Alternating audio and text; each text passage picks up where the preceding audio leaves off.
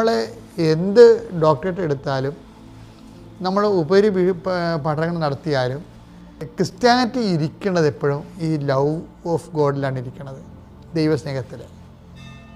ദൈവസ്നേഹം ഒരു വ്യക്തിയുടെ ഉള്ളിൽ തീക്ഷ്ണതരമാകാൻ വേണ്ടിയുള്ള മാർഗങ്ങൾ അന്വേഷിച്ചാൽ ഈ ലോകത്ത് നമുക്ക് ലയിക്കാൻ പറ്റും. ഒരു വ്യക്തിക്ക് ദൈവസ്നേഹം കൂടിക്കഴിഞ്ഞാലേ എപ്പോഴും നമ്മൾ ശ്രദ്ധിക്കേണ്ടത് നമ്മൾ എന്ത് ചെയ്തു, എങ്ങനെ ചെയ്തു, നിങ്ങൾ പത്രം കൊടുത്തോ, നിങ്ങൾ കുടമ്പടിയിൽ ഉപവിപ്രവർത്തനം ചെയ്തോ എന്നല്ല. അതൊക്കെ ചെയ്യുമ്പോൾ അതെല്ലാം ദൈവസ്നേഹത്തെ പ്രതി കാഴ്ചവെച്ചുകൊണ്ട് നിങ്ങൾ ദൈവസ്നേഹത്തിന് നിലവാരം കൂട്ടിയോ എന്നാണ് ചിന്തിക്കേണ്ടത്. പൗലോസ് അപ്പോസ്തലൻ പറഞ്ഞെന്താ? സ്നേഹം എല്ലാത്തിനെയും അതിജീവിക്കുന്നു, അതുപോലത്തെയും അതിജീവിക്കുന്നു.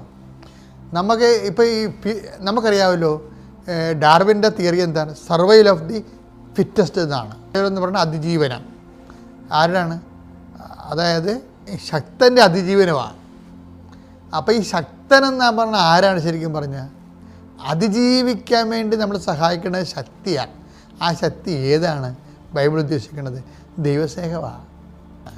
ലോകത്തെ കീഴടക്കാനും പൗലോസ് പറഞ്ഞ പോലെ എല്ലാത്തിനും അതിജീവിക്കാനും നമ്മൾ ചെയ്യുന്ന ഉടമ്പടിയിലൂടെ ചെയ്യുന്ന പ്രേക്ഷിത പ്രവർത്തനങ്ങൾ, ഉടമ്പടിയിലൂടെ ചെയ്യുന്ന ഉപവിപ്രവർത്തനങ്ങൾ ദൈവസ്നേഹത്തിന് അടിസ്ഥാനപ്പെടുത്തി ചെയ്തിട്ട് വരുമ്പോൾ, ദൈവസ്നേഹം നമ്മൾ വർദ്ധിച്ചു വരുമ്പോൾ നമുക്കിതിനെല്ലാത്തിനും ജീവിതത്തെ അതിജീവിക്കാൻ കഴിയും.